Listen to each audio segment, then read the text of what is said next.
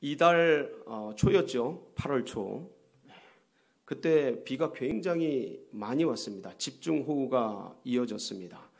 그래서 한때는 홍수 경보까지 발령이 난 때가 있었습니다. 그때에 팔당댐의 댐 문을 열었습니다. 그래서 이것이 방송을 타고 또 많은 사람들에게 회자가 되고 그랬습니다. 제가 궁금해서 그 미사리에 있는 팔당댐을 가보았습니다. 그랬더니 거기 방송국에서 온 그 중계방송 차들이 쫙 한편에 있더라고요. 그래서 그쪽 있는 곳 말고 거긴 경찰들이 막 경계를 쓰고 그래서 그 건너편 쪽으로 건너가서 댐이 방류하는데 어떤 일이 생기는가를 한번 경험을 했습니다. 이 사진이 뜨고 있는데 이 사진은 제가 직접 찍은 건 아니고요. 직접 찍었는데 이렇게 잘 나오지 않더라고요. 이거는 아마 이제 방송국이나 이제 전문 기자들이 찍으신 것 같아요. 그래서 이것을 네이버에서 다운받아서 이제 올렸는데 제가 본 것도 이 장면입니다. 굉장하죠. 이 팔당댐에 댐이 15개가 있는데 이때 10개가 이제 10개를 열었다고 합니다. 저렇게 노도 물결처럼 물결이 쏟아져 내리는데 그 영향이 저쪽 하류까지 저 밑에까지 그 팔당대교 있는 데까지 그 밑으로 해서 굉장히 영향을 끼치더라고요. 물들이 회오리 치고 폭포수같이 쏟아지는데 대단했습니다. 근데 그 물이 얼마나 세냐면 옆에 있는 저희가 있는 차까지 물이 넘쳐서 튀겨서 이렇게 올라올 정도로 대단했습니다. 그런데 이제 거기서 그런 생각을 해봤어요. 야, 여기서 수영하면 어떻게 될까? 보도를 보니까 중국의 그 홍수가 난 강에서 수영하는 분도 계시더라고요. 그러면 이제 밑으로 하류로 내려가면 밑으로 물을 타고 내려가면 굉장히 빠르게 내려가겠죠. 그리고 여기서 배를 타면 고무보트 이런 배를 타면 어떨까? 아주 그 물살을 타고 내려가면 이제 극한의 스포츠를 좋아하는 분들은 계곡물 이런 거 타고 내려가듯이 그런 걸 이제 타고 내려가면 아마 굉장히 빠를 겁니다. 그런데 대부분은 굉장히 어려울 겁니다. 수영을 한다든가 배를 탄다든가 그 소용돌이에서 말리고 그러면 굉장히 위험한 그런 상태에 이를 텐데 그렇게 해서 팔당댐의 그 방류 모습을 보았습니다. 제가 이 얘기를 왜 드리냐면 지금 코로나19가 이 사회에 엄습하고 교회에 엄습하고 가정에 엄습하고 이 나라 민족 가운데 열방 가운데 엄습하면서 우리도 모르게 이 세상이 격변하고 있는 그 급류 속에 들어가 있게 된 겁니다. 그러니까 이걸 인정하든 못하든 인지하든 못하든 우리는 이미 그 급류 속에 들어와 있는 겁니다. 그러니까 엄청나게 빠르게 바뀌고 있는 거예요. 전에 1000년에 변할 게 근대 100년 만에 변했고 근대 100년 만에 변하던 게 지금 수년 만에 변하는 그런 엄청난 빠른 속도로 사회가 급변하고 있는데 그중에서 현재 변하고 있는 이 올 한 해 변하고 있는 이 변화의 양은 아마 수십 년, 수백 년에 걸쳐서 이루어져야 될 게 지금 갑작스럽게 우리 곁에 찾아와 버린 겁니다. 그런데 이 사회적 격변 속에서 장단점이 있죠. 빠르게 변하면서 거기에 부응하고 타고 가는 사람들이 있을 수 있고 그러나 이 빠른 변화 속에서 굉장히 어려움을 당할 수도 있는 것입니다. 어느 때는 정체성의 혼란도 올 수 있고 경제적인 너무 갑자기 변하니까 경제적인 그런 고통도 올 수 있고 이러면서 우리 속에 과연 이거를 어떻게 헤쳐나가야 될까라는 의문과 함께 저 빠른 미사리의 팔당댐의 급류처럼 흘러버리는 사회적 격변 속에서 우리도 모르게 뭔가를 잃어버리면서 갈 수도 있는 것입니다. 그래서 오늘의 말씀은 이런 상황 가운데서 우리가 다시 한번 돌아보면서 우리가 어떻게 이 빠르게 변화하는 세상 속에서 마땅히 잃어버리지 말아야 할 것을 지키면서 갈 수 있을까를 다시 한번 묵상하고 상고하고 그러면서 우리에게 은혜를 줄 수 있는 귀한 말씀입니다. 여러분, 오늘의 이 말씀이 여러분 가슴속에 잘 박힌 모처럼 새겨져서 일평생 귀중한 푯대처럼 붙들고 살아가는 은혜의 말씀 되시기를 축복합니다. 오늘 주인공이 등장하죠. 누구죠? 한 여자. 어떤 여자입니다. 여자가 주인공이에요. 누가복음에는 여자와 가난한 자, 약한 자들에게 관심이 굉장히 많습니다. 근데 한 여자가 등장하는데 이 여자는 결혼을 한 여자일까요? 아닐까요? 잘 모르시겠다고요? 여러분, 결혼을 한 여자입니다. 어떻게 알 수 있습니까? 한 여자가 뭐가 있어요? 10드라크마가 있는데, 이 10드라크마는 오늘날로 말하면 결혼 반지 같은 겁니다. 그러니까 2000년 전에 있었던 유대 문화인데, 그런데 이제 오늘날로 이제 우리가 편하게 이해하자면 결혼 반지나 아니면 결혼 목걸이 같은 예물입니다. 그러니까 예물이 있는 여인이에요. 그러니까 결혼을 한 여자이죠. 근데 이 10드라크마, 이 드라크마가 뭡니까? 드라크마는 그리스의 동전 단위입니다. 은전인데, 이렇게 생겼죠. 이렇게 은전 단위입니다. 한번 더 넘겨볼까요? 이렇게 생겼고, 드라크마는 지금도 그리스에서 쓰이고 있죠. 이게 오래된 역사 속에 있는 화폐입니다. 이런 은전이 드라크마인데, 한 드라크마는 어느 정도의 값어치가 있냐면, 한 드라크마 자체가 한 사람이 하루 동안 노동한 양만큼 주어지는 품삯입니다. 다시 한번, 한 드라크마는 1인이 노동을 해서 받을 수 있는 품삯이 한 드라크마예요. 그러니까 지금 어느 정도로 이제 올랐는지 제가 자세히 모르겠습니다. 근데 보통 한 10만 원 정도 노동을 하면, 힘든 일을 하면 좀 더 받겠지만 보통 한 10만 원? 그 정도 받을 수 있겠죠. 그래서 한 드라크마를 10만 원 정도로 생각하시면 맞을 겁니다. 이 드라크마는 이게 그리스에서 쓰이던 건데, 헬라 시대에 쓰이던 건데, 로마 시대 때는 데나리온이라는 그 동전하고 같은 값입니다. 그러니까 그리스의 드라크마와 로마의 데나리온이 같은 값이에요. 한 사람의 하루 동안 일한 노동 품삯. 그러니까 10드라크마니까 어느 정도 값어치가 있는 거예요?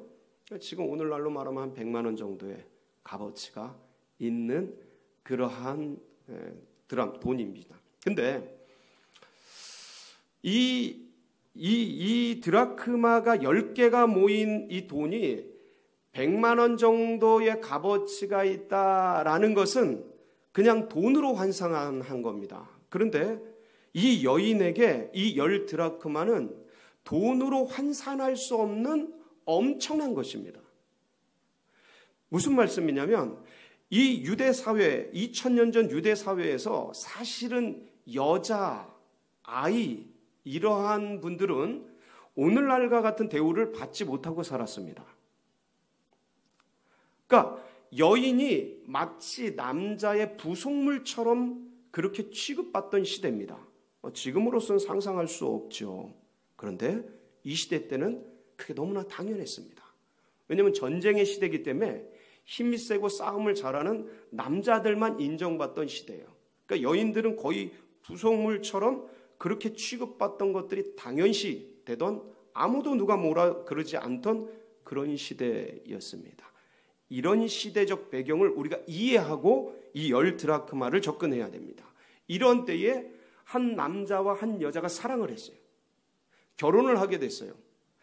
약혼을 했는지 그 과정을 거쳤는지, 사귀는 과정을, 연애의 과정을 거쳤는지 안 거쳤는지 몰라요. 분명한 건 이 여인과 이 남자가 이제 결혼을 하게 됐습니다. 근데 이 당시에 주인격인 사람이 남편이에요.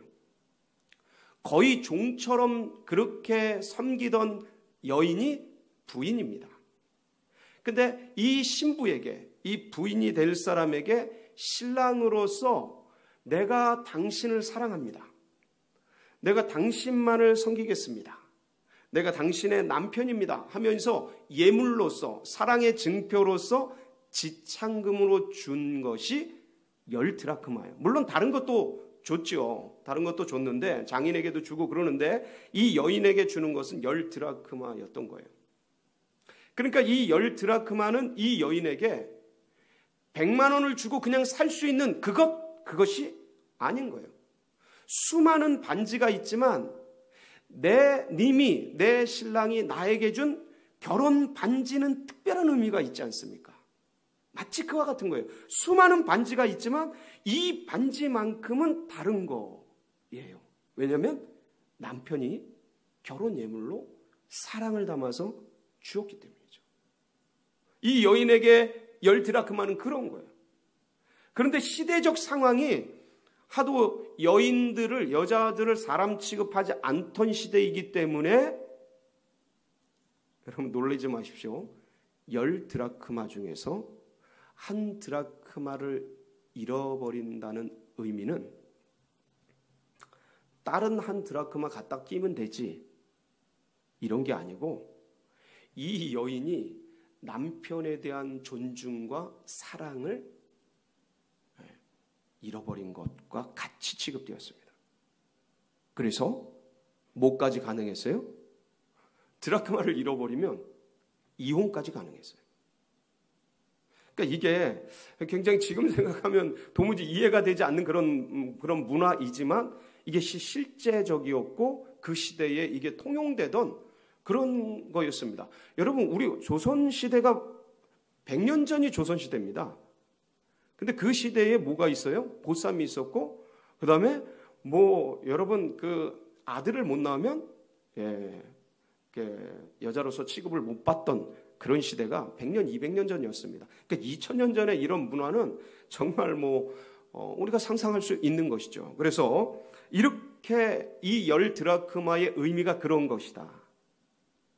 그러니까 그렇게 소중하고 어떤 면에서는 그러니까 남편에게서 이혼을 당할 수 있는 잃어버리게 되면 그런 사유가 되기도 하고 그리고 여인에게서 이 10드라크마를 받은 그런 여인이라는 증표로서 나는 남편에게 사랑을 받고 남편에게 존중을 받는 그런 사람이다라는 의미로서 이 여인들은 이것을 은사슬에 꿰어서 머리에 이렇게 치장을 하고 예쁘게 장식을 하고 그렇게 다니기도 했습니다. 그러니까 굉장히 이게 의미가 있는 거예요. 귀중한 거란 말이에요. 소중한 거란 말이에요. 그런데 어느 날 어떻게 됐어요? 말씀 보니까 하나를 잃었어요. 예수님의 예화예요. 그렇지만 하나를 잃어버렸어요. 그러니까 이걸 잃어버린다라는 건 금방 제가 말씀드렸습니다. 하나를 잃어버렸는데 뭘 잃어버린 거예요? 다 잃어버린 거예요. 왜냐하면 이것은 짝으로 이루어져 있기 때문에 막 그런 것이죠. 그런데 만약에 어떤 여인이 이걸 잃어버려 놓고도 잃어버린 줄 모를 수 있습니까? 없습니까? 있는 거죠. 잃어버린 줄도 모르고 생활할 수 있는 거예요. 어떻게 그렇게 생활할 수 있어요? 바쁘게 지내다 보면 관심사가 여기저기 많다 보면 삶이 분주하다 보면 지내는데 내 주머니에서 뭐가 없어졌는지 내 머리에서 뭐가 없어졌는지 가지고 있는 10드라크마 중에서 1드라크마가 없어졌는지 그거를 체크하고 챙기고 관심 갖고 할 그럴 여력이 없을 수 있는 거죠. 그런 여인도 있을 수 있는 거예요. 그렇게 살아갈 수 있는 거예요. 뭐가 없어졌는지도 모른 채 살아갈 수 있는 거예요. 그런데 또 어떤 여인은 잃어버린 것을 알기는 했는데 어떻게 할 수 있어요? 안 찾을 수도 있어요. 왜 그랬을까요? 왜 그럴까요? 그 소중함을 몰라서. 그러니까 미련할 수 있는 거죠. 이게 얼마나 귀중하고 법적으로 그리고 또 사회적으로 문화적으로 얼마나 소중한지 그 시대가 다 알고 있는데 이 여인은 그걸 잃어버린 걸 알고도 안 찾는 거예요. 그 귀중함을 모르는 거예요. 그 소중함을 모를 수 있는 거예요. 간절함이 없는 거죠. 거기에 묻어있는 의미들 그런 것들을 알 수 없는 그런 사람도 있는 거예요. 야, 잃어버린 걸 알고도 안 찾는 사람, 안 찾는 여자. 그럴 수 있다. 그런데 오늘의 여인은 어떤 여인이었어요? 잃어버린 걸 알고 찾으려고 하는 여인이었어요. 그러니까 이 여인은 드라크마가 없어진 걸 알고 찾기 시작했어요. 자, 그런데 잃어버린 걸 알고 찾는데 이 찾는 과정도, 찾는 부류도 세 가지의 부류가 있을 수 있어요. 어떤 부류가 있을 수 있어요? 하나는 찾다가 그냥 말아버리는 거예요. 찾다가 말아버리는 거예요. 좀 찾아보고 쓸어보고 이렇게 손 넣어보고 여기 밑에 들어갔나 찾아봤는데 없어. 아유, 없나 보다. 잃어버린 걸 찾다가 말아버릴 수 있는 거죠. 그런 여인도 있어요. 왜 없겠습니까? 두 번째 부류는 어떤 분이에요? 열심히 찾는 사람이에요. 열심히 찾아봅니다. 어디 들어가 있나? 의자 밑에도 찾아보고, 책상 밑에도 찾아보고, 저 구석에도 찾아보고, 막 그 어두운 데서 찾아보고, 손 넣어서 찾아보고, 열심히 찾을 수 있어요. 그런 부류가 있을 수 있어요. 근데 열심히 찾았지만 안 나와. 그래서 어떻게 해요? 그만 둘 수 있지요. 두 번째 부류예요. 마지막 부류. 찾을 때까지 찾는 거예요. 언제까지요? 찾기까지, 발견하기까지, 그것을 손에 쥐을 때까지 그 찾기 시작한 거예요. 이 여인은 어떤 여인이었어요? 세 번째 부류였어요. 말씀을 보니까 8절, 어떤 여자가 10 드라크마가 있는데 하나를 잃으면 등불을 켜고 그리고 집을 쓸며 찾아내기까지 부지런히 찾지 아니하겠느냐. 이 당시에는 창문이 별로 없었습니다. 이 유대 사회의 집이. 그러니까 그거를 찾기 위해서 등불을 켜는 거예요. 어두우니까 손으로, 발로, 맨발로 이렇게 찾아볼 수도 있지만, 왜냐하면 그때 당시에 이게 굉장히 등불 한 번 켠다는 게 지금처럼 불 한 번 켜고 이런 일이 아닌 거예요. 굉장히 소중한 일이에요. 불 하나 켜는 것도. 그런데 그걸 찾기 위해서 불을 켜는 거예요. 등불을 켜는 거예요. 그리고 집을 쓸며 당시에 그 집 문화 자체가 방 바닥이 지금처럼 깨끗하고 좋은 그런 바닥이 아니고 흙바닥일 때도 있고 돌바닥일 때도 있고 여러 유형의 그런 모습들의 집이 있었습니다. 그러니까 등불을 들고 집안을 쓸면서 흙인지 돌인지 쓸면서 그 틈에 들어가 있는지 어디에 들어가 있는지 하나하나 방 전체 구석구석을 찾아다니면서 언제까지? 말씀 보면 찾아내기까지, 발견하기까지 어떻게 해요? 부지런히. 부지런히는 뭐예요? 집중해서 에너지를 모아서 노력하며 다른 것을 신경 쓰지 않고 거기 올인해서 부지런히 찾기 시작한 거예요. 여기서 찾지 아니하겠느냐 할 때 이 찾다라는 단어가 제테이라는 단어입니다. 제테이라는 단어인데 이거는 현재, 그러니까 현재형으로 쓰여 있어요. 직설법 현재형으로 헬라어로 쓰여져 있는데 이건 뭐냐면 계속해서 반복해서 현재적인 진행의 의미를 표현할 때 쓰는 단어예요. 직설법 현재라는 단어가. 그러니까 그걸 찾기 위해서 계속적으로 부지런히 찾아다닌 거예요. 그래서 찾게 되고 그럼 그 기쁨과 즐거움을 모든 사람과 주위에 있는 여인들과 함께 나누기 위해서 초대해서 같이 먹고 마시면서 누리는 거예요. 아마 많은 사람들을 초대했기 때문에 그 한 드라크마 찾은 그것보다 더 많이 쓸 수도 있어요. 근데 그게 문제가 되지 않는 거예요.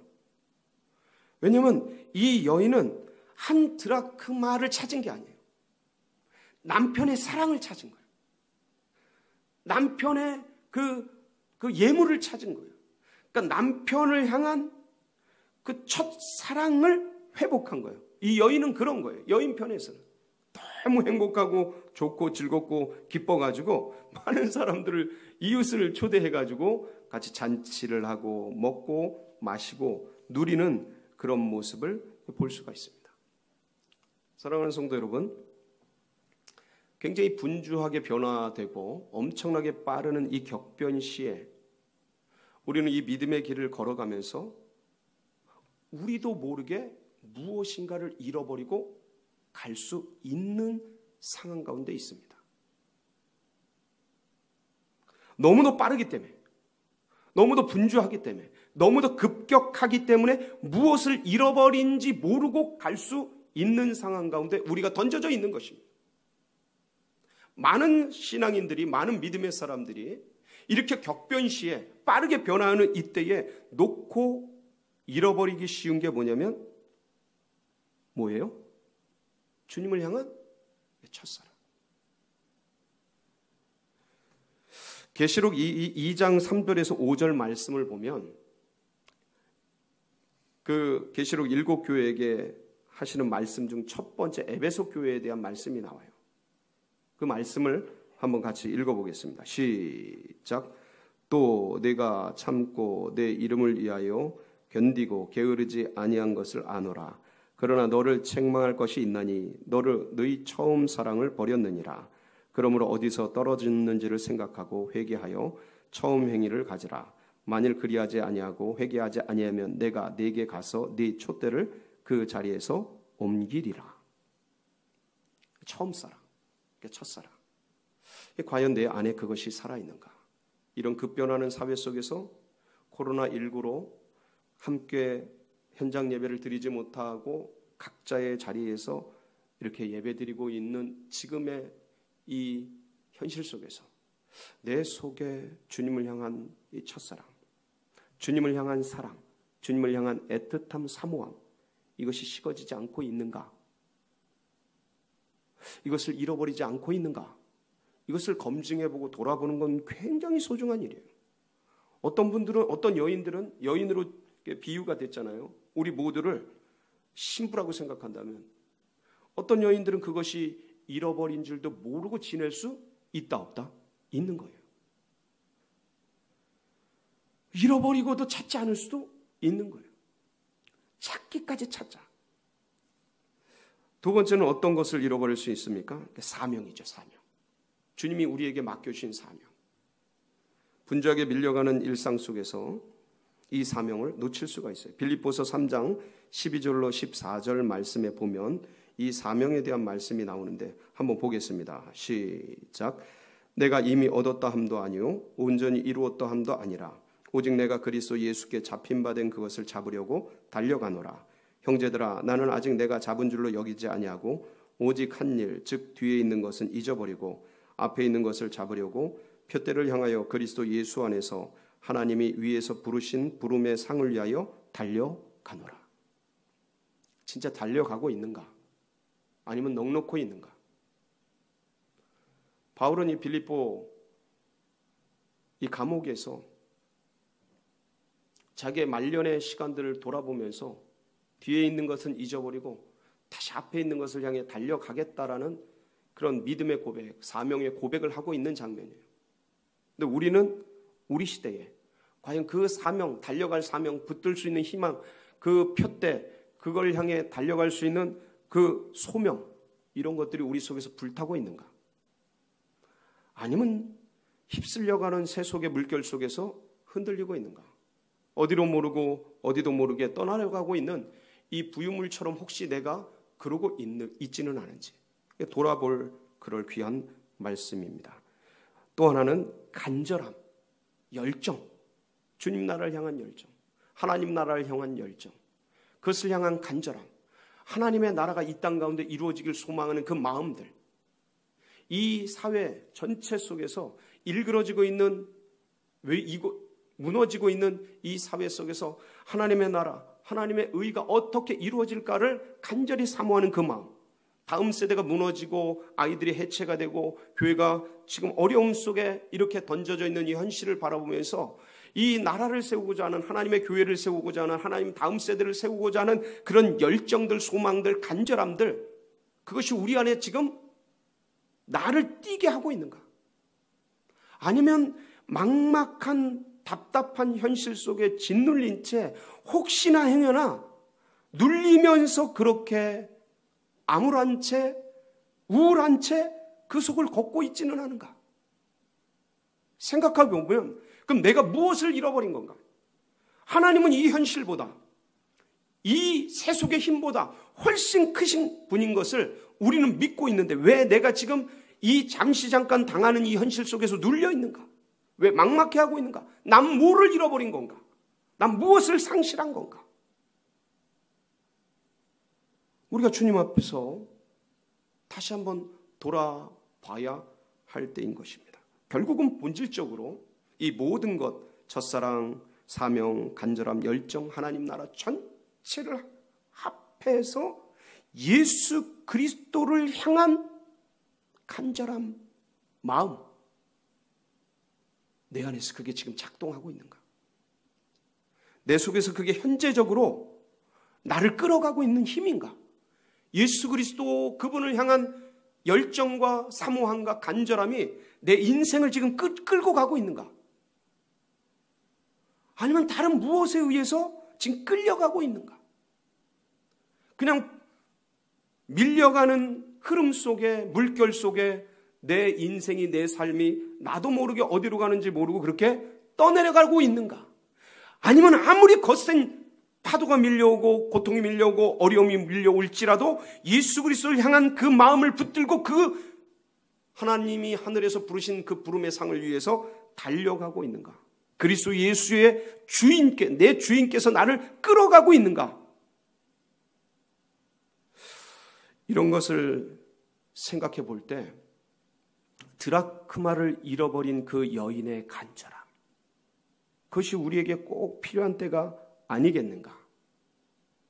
사랑하는 성도 여러분, 드라크마를 찾은 여인이 찾기까지 찾았던 것처럼 저는 여기 계신 모든 성도님들, 이 은혜의 보좌 앞에 모여서 말씀을 함께하고 예배를 함께하는 모든 성도님들 가운데 이 마음이 있기를 원합니다.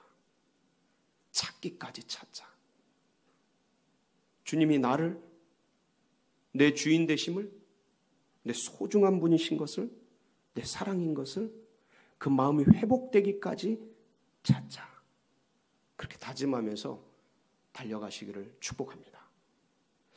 제가 오늘 제 삶의 간증을 나누면서 말씀을 좀 마무리하고자 합니다. 지난 주일 다시 재확산되면서 첫 번째 주일 방송 예배를 드리지 않았습니까? 이 자리에서 드렸는데, 예배를 드리고 나서 이제 점심을 먹고 예배를 드리고 나서 이후부터 마음속이 굉장히 혼돈스러웠습니다. 예배를 드리고 나면 기쁘고 행복하고 즐겁고 은혜롭고 막 이래야 되는데 예배를 마치고 나서 상당히 마음이 무거웠습니다. 그래서 밥 먹고 나서 내가 왜 이러지? 내 마음이 왜 이렇게 어렵지? 내 마음이 이렇게 산란할까? 그리고 그 뒤에 주어진 일들을 이제 처리하면서 여러 가지 회의도 하고 일도 하면서 주일 저녁에 이렇게 돌아오는데도 마음속에 뭔가 답답한 거예요. 뭔가 답답한 거예요. 이게 뭘까? 이 정체를 모르겠는 거예요. 내 마음이 기쁘지 않고 즐겁지 않고 해피하지 않고 주를 향한 이 뭔가 목마름 속에 갈망 속에 있지 않은 이 상태, 혼란된 마치 공중에 뜬 것 같은 무중력한 제 마음의 상태가 제가 못 견디겠는 거예요. 그게 느껴지는 거예요. 내가 왜 이러지? 그러면서 저녁에 이제 다음 날 월요일 날 말씀을 이제 준비하게 됐습니다. 말씀을 이제 준비하는데 다음 날 이제 말씀이 자기 절제와 지혜에 대한 말씀이었어요. 잠언서 29장 마지막 부분이었는데 이게 솔로몬이 두 번째 이제 단편집이거든요. 29장 마지막 그 부분이. 근데 이 말씀을 준비하는데 놀라운 말씀들이 기록되어 있는 거예요. 그 29장 15절에 보니까 뭐라고 기록되어 있냐면 채찍과 꾸지람이 지혜를 주거늘 임의로 행하게 버려둔 자식은 어미를 욕되게 하느니라. 이 말씀이 어떻게 들리기 시작했냐면 절제와 지혜, 절제가 사라질 때, 자기 절제가 사라질 때 지혜가 사라지고, 자기 절제가 사라질 때 하늘의 기쁨이 사라지고, 자기 절제가 사라질 때 주의 음성, 하나님의 음성, 예수 그리스도를 향한 사모함들이 사라진다라는 소리로 들리기 시작한 거예요. 그 채찍과 꾸지람, 이런 것들을 통해서 절제를 하게 되고, 이 절제를 통해 지혜가 임하게 되는데, 그게 없으니까 채찍과 꾸지람, 나를 치고 나를 꾸지람하는 그런 것이 없어지고 해체되고 약화되면서 내 스스로의 절제가 약해지고, 그것이 지혜를 향한, 주님을 향한, 예수 그리스도를 향한 갈망의 식어짐과 사라짐과 연약해짐으로 나오게 됐다라는 것을 새벽 말씀을 준비하면서 인지하게 됐어요. 그러면서 18절, 29장, 잠언서 29장 18절로 가니까 뭐라고 나와 있냐면, 묵시가 없으면 백성이 방자히 행하거니와 율법을 지키는 자는 복이 있느니라. 여러분 아시다시피 묵시는 노 비전이거든요. 묵시가 없으면, 비전이 없으면, 목표가 없으면, 목표가 없으면 백성이 방자히 행한다. 이게 부패한다라는 거예요. 혼동스러워진다, 이런 소리거든요. 그러니까 내 속에 묵시, 비전, 주님을 향한 갈망, 이게 지금 약해지고 있는 거 아닌가? 그러니까 내 마음이 부패되고, 내 마음이 어지러워지고, 내 마음이 무중력한 상태에 있고, 내 마음이 주님 예배드렸는데도 기쁨이 이렇게 없고 뭔가 무겁고 이렇게 되는 거 아닌가 하는 소리로 들리기 시작했어요. 그러면서 이 월요일 말씀이 다시 한번 재조명이 되면서 저에게 확 들려오는데, 이 잠언서 누가 썼지? 솔로몬이 썼지 않는가? 그런데 솔로몬이 가장 탁월한 지혜로운 왕이었는데, 뭐를 하지 않음으로써? 절제를 하지 않음으로써, 일천궁녀를 둠으로써 그 탁월한 지혜로운 왕이 부패하고 타락하고 하나님을 떠나고 이방신을 섬기는, 그 엄청난 하나님을 섬기는 왕이 이방신을 섬기는 타락한 왕으로 무너지는 것을, 그것이 깨달아지면서 나도 그럴 수? 절제하지 않으면 일천궁녀 같은 것들, 세상에 다양한 것들이 막 밀려오고, 여러 관심사, 유튜브, 제가 그 전주에 한 주간 휴가였거든요. 지난주일 전주에. 물론 제가 쉴 줄 아는 사람인데, 근데 쉬고 하면서 아무래도 다양한 관심사가 생기는 거죠. 그리고 유튜브나 이런 것들이 너무 재밌는 것들이 많더라고요. 말씀 보려고 들어갔는데 다른 것들도 굉장히 많더라고요. 다른 좋은 정보들도 많고. 그러면서 이게 막 들어오기 시작한 거예요. 어느덧 그 시간이 많아지기 시작한 나를 체크하게 된 거죠. 그러면서 제가 바로 이거구나, 내가 내 절제를 못했구나라는 그 포인트를 잡아내기 시작했어요. 그러면서 화요일 날 잠언서 묵상을 하는데 30장 묵상이거든요. 근데 여기에 아굴의 잠언이에요. 이게 30장이. 근데 그 아굴의 소원이 나옵니다. 아굴의 소원. 아굴의 소원이 뭐냐면 잠언서 30장 7절에서 9절 말씀인데 한번 보겠습니다. 시작. 내가 두 가지 일을 주께 구하였사오니 내가 죽기 전에 내게 거절하지 마시옵소서. 곧 헛된 것과 거짓말을 내게서 멀리 하옵시며 나를 가난하게도 마옵시고 부하게도 마옵시고 오직 필요한 양식으로 나를 먹이시옵소서.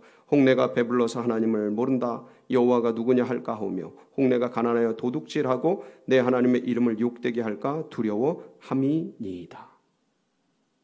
이 아굴의 잠언을 묵상하면서 하나님이 제게 명백히 말씀하셨어요. 이 아굴의 소원이 뭐냐면 헛된 것과 거짓말을 내게서 멀리하옵시고, 이거 첫 번째예요. 두 번째는 뭐냐면 나를 가난하게도 마옵시고 부하게도 마옵소서, 이거예요. 근데 헛된 것, 거짓된 것이 뭐냐면 세속의 것이에요. 세속의 관심, 지나가는 것에 관심, 본질이 아닌 것에 대한 관심, 그러면서 마음이 막 흩어지는 거예요. 그런데 그 마음을, 헛된 것과 거짓된 것에 마음을 쓰지 않고 제가 진짜 집중해야 될 것은 그 하나님 나를 가난하게도 마옵시고 부하게도 마옵소서, 가난해서 하나님을 부끄럽게, 부해서 하나님 모른다 할까 하여 이 두 가지 소원은 합쳐보니까 하나인 거예요. 뭘 구하는 거예요? 오직 하나님만 구하는 아굴의 소원이었던 거예요. 너 진짜 그러고 있냐? 제게 그렇게 들리기 시작했어요. 너 진짜 예수 그리스도만 구하냐? 너 구하는 게 너무 많지 않냐? 너 솔로몬처럼 지금 다양해지고 있는 거 아니냐? 네 마음이 왜 그렇게 다른 곳으로 흩어지고 있느냐? 진짜 그걸 하는 동기가 예수 그리스도를 위한 거냐? 이렇게 물어오기 시작하면서 이 아굴의 소원이 내 소원이 되기를 갈망하는 마음이 생기면서 잃어버린 것이 무엇인지를 찾게 되었어요. 사랑하는 성도 여러분, 너무나 많은 관심사가 생기는 그런 시대예요. 놀랍지요? 격변 시대에 오히려 관심사가 나도 모르게 수없이 넓어지는 엄청난 파장이 생기는 그런 시대에 우리가 노출되어 있어요. 자칫 잘못하면 내가 뭘 잃어버린 줄도 모르고 지낼 수 있고요. 잃어버리고 나서도 다른 관심사가 많으니까 그건 뭐 대수롭지 않을 수 있게 지나갈 수도 있게 되는 상황이 되었어요. 간절히 원하는 것은 드라크마를 잃은 여인처럼 예수 그리스도를 향한 사모하는 마음, 주님 하나님만을 구합니다. 주님 내 속에서 주님만을 구합니다. 그걸 찾기 위해서 찾기까지 몸부림치며 금식하며 인터넷을 금식하고 유튜브를 금식하고, 물론 예배는 드려야겠죠. 하여간 최대한 절제하고 그러면서 주님을 향한, 하나님 나라를 향한, 잃어버린 것을 찾아 오직 그리스도 예수만을 향하는 우리 성도님들 되시기를 주의 이름으로 축원합니다. 같이 기도하시겠습니다.